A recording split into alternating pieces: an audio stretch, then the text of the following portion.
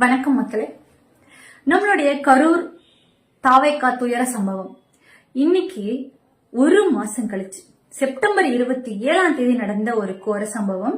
October 27 சென்னைக்கு 41 உயிரிழந்த குடும்பத்தினரை வர சொல்லி மகாபலிபுரத்துல ஒரு நட்சத்திர விடுதியில அனைவரையும் தங்க வச்சு துக்கம் விசாரிக்கிறதுக்கு வர சொல்லியிருக்காரு மிஸ்டர் விஜய். இதுவும் வரலாறு காணாத ஒரு நிகழ்வாகத்தான் நாம பாக்குறோம். கரூருக்கு வந்தா விஜய்க்கு மரண பயம் அப்படின்னு சொல்லிட்டு யாரெல்லாம் கிளப்பிட்டாங்கன்னு தெரியல மக்களே.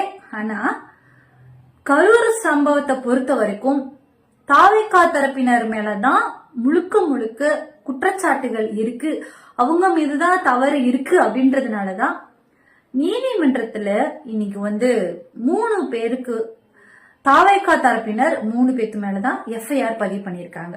இது நம்பர் 1 குற்றவாளியா மிஸ்டர் விஜய் தான் வரணும். ஆனா கரூர் சம்பவத் ஃபண்டமெண்டல்ல இருந்து வராங்க. கரூர் சம்பவத்தை அந்த இடத்துல அந்த இடத்துக்குன்னு கரூர்ல ஒரு பிளான் பண்ணது நார்மலாவே கரூர் மாவட்ட செயலாளர் அப்படின்னு சொல்லிட்டு அடுத்தடுத்த படிநிலைகள்ல தான் கரூருக்கு காரணம் கரூர்காரர்ன்றனாலதான் மிஸ்டர் மதியழகன் மேல ஃபர்ஸ்ட் எஃப்ஐஆர் நம்பர் 1 அக்யூஸ்டா போட்டிருக்காங்க.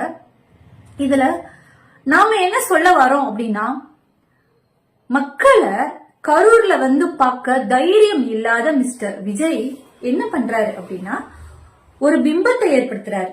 அந்த பிம்பம் என்னன்னா, கரூருக்கு வந்தா என்னோட உயிருக்கு ஆபத்து, விஜயோட உயிருக்கு ஆபத்து அப்படின்னு சொல்லிட்டு ஒரு பிம்பத்தை மக்கள் மத்தியில ஏற்படுத்துறாரு. ஆனா நடந்தது என்னன்னா, தவறு நம்ம மேலதான் அப்படின்றத மனசாட்சி அவங்களுக்கு புரிஞ்சதுனாலதான் அவங்க இந்த மாதிரியான ஒரு கண்டிஷன்ஸ் எல்லாம் போட்டு, என்ன மாதிரியான ஒரு கண்டிஷன்ஸ் எல்லாம் போட்டு கரூருக்கு வர்றதுக்கு, அதாவது அசாதாரண கண்டிஷன்ஸ் போடுறாரு. சரிங்களா? நிபந்தனைகள் ஒரு ஒரு இறந்த உடல்ல இருந்து உடல் உறுப்புகளை எடுத்துட்டு அந்த உடல் உறுப்புகள் ஒரு உறுப்புகளுக்கு ஒரு மணி நேரங்கள் நிமிடங்கள் தான் அது உயிரோட இருக்கும். அந்த உடல் உறுப்பு, அந்த உறுப்பை அவ்வளவு வேகமா எடுத்துட்டு செல்லக்கூடிய கிரீன் காரிடர்லாம் கேட்டிருக்காரு மிஸ்டர் விஜய் கரூர் மக்களை பார்க்க வர்றதுக்கு. இந்த மாதிரியான அனுமதிகள்லாம் வரலாற்றிலேயே நடக்காத ஒரு விஷயங்கள். இதை யாரு தருவா? இதுக்கு மறுப்பு தெரிவிச்சதுனால அரசு தரப்புல இருந்து எங்களுக்கு அனுமதி வழங்கவில்லை, இப்படி ஒரு பிம்பத்தெல்லாம் கிரியேட் பண்ணி, அதாவது மிஸ்டர் ஆதவ் அர்ஜுனுடைய முழுக்க அவருடைய திட்டம் என்ன அப்படின்னா, தமிழ்நாடு முழுக்க ஒரு கிளர்ச்சி வரணும், வன்முறைகள் வெடிக்கணும் அப்படின்னு ஆதவ் அர்ஜுனுடைய ஒரு நோக்கமா இருந்துட்டு இருக்கு.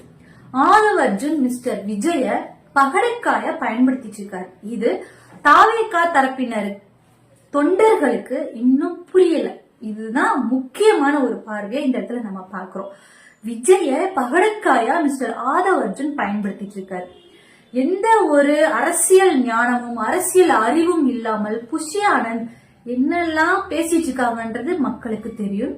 ஆனா ஆதவ் அர்ஜுன் ரொம்ப தெளிவா மிஸ்டர் விஜய தவறா பயன்படுத்திட்டு இருக்காரு அப்படின்னு சொல்லிட்டு மக்கள் கண்டிப்பா சிந்திச்சு பார்க்க வேண்டும். ஏன்னா கரூர் துயர சம்பவம் நடந்த ஒரு கரூருக்கு மட்டும் கிடையாது, கட்சியின் ஒரு பரப்புரைன்னு வெளியே வர்றதுல இருந்தே மிஸ்டர் ஆதவ் அர்ஜுனுடைய பிளான் என்னன்றது கொஞ்சம் பொறுமையா மக்களை யோசிச்சு பாத்தீங்கன்னா உங்களுக்கு தெளிவா புரியும். இது நம்ம சொல்லணுன்ற அவசியமே கிடையாது. ஆனா மிஸ்டர் ஆதவ் அர்ஜுன் விஜயை தவறா பகடைக்காயா பயன்படுத்திட்டு இருக்காரு. மிஸ்டர் ஆதவ் அர்ஜுனுடைய வரலாறை நம்ம கொஞ்சம் புரட்டி பார்க்கும் பொழுது, திலகவதி ஐபிஎஸ் அவங்களுடைய தங்கச்சியோட மகன் தான் ஆதவ் அர்ஜுன். திலகவதி ஐபிஎஸ் மேடம் எல்லாம் எனக்கெல்லாம் ரொம்ப பிடிக்கும். என்னுடைய ரோல் மாடலா நான் வச்சிருந்தேன். அவங்க எல்லாம் ஒன்ஸ் அப்பான் எ டைம் அவ்வளவு ஸ்ட்ரெயிட் ஃபார்வர்ட், ரொம்ப நல்ல மேம். அவங்களுடைய தங்கச்சி மகன் ஆதவ் அர்ஜுன். சிறு வயதிலேயே தாயை இழந்த ஆதவ் அர்ஜுன் ஒரு வன்முறை அந்த மாதிரியான ஒரு மைண்ட் செட்லயே வளர்ந்த ஒருத்தர். அவர் ஒரு மெடிடேஷன் எடுத்தெல்லாம் இருந்திருக்காங்க. இதுனா அந்த ஒரு வன்முறை அப்படின்ற ஒரு இதுல இருந்து வெளியே வரணும் அப்படின்றதுக்காக ட்ரீட்மெண்ட் எல்லாம் எடுத்துட்டு இருந்திருக்காரு மிஸ்டர் ஆதவ் அர்ஜுன். தமிழ்நாட்டுல அப்படி ஒரு சம்பவத்தை நடைமுறைப்படுத்தி பார்க்கணும் அப்படின்றதுக்காக போய் ஒட்டிக்கிட்ட ஒரு இடம் தான் தாவேகா. இது கற்பனையால சொல்லல மக்களே. கொஞ்சம் ஆதவ் அர்ஜுனுடைய வரலாறு கொஞ்சம் நீங்க புரட்டி பார்த்தீங்கன்னா உங்களுக்கே தெரியும். தமிழ்நாட்டுல இப்படி ஒரு விஷயங்கள்லாம் நடைமுறைப்படுத்தி பார்க்கலாம். இது ஒரு விதமான சைக்கோவா தான் நம்மளுக்கு தென்படுகின்றது.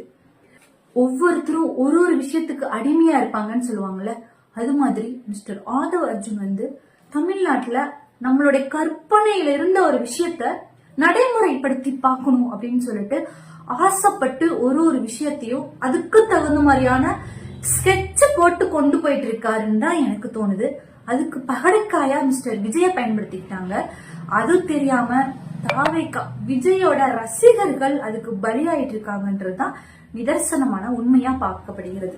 ஏனென்றால் ஒவ்வொருத்தரும் ஒவ்வொரு விஷயத்தில் அடிமையாக இருப்பார்கள் என்பது நிதர்சனமான ஒரு உண்மை. மிஸ்டர் ஆதவ் அர்ஜுனுடைய இந்த ஒரு எண்ணம் மிகவும் மோசமான ஆபத்துக்குள்ளான ஒரு விஷயமா தான் நம்ம பார்க்கிறோம் மக்களே. இது என்னன்னு மக்களும் கொஞ்சம் அலசி ஆராய்ஞ்சு இதுக்குண்டான பதிலை நீங்க சொல்லணும். நன்றி.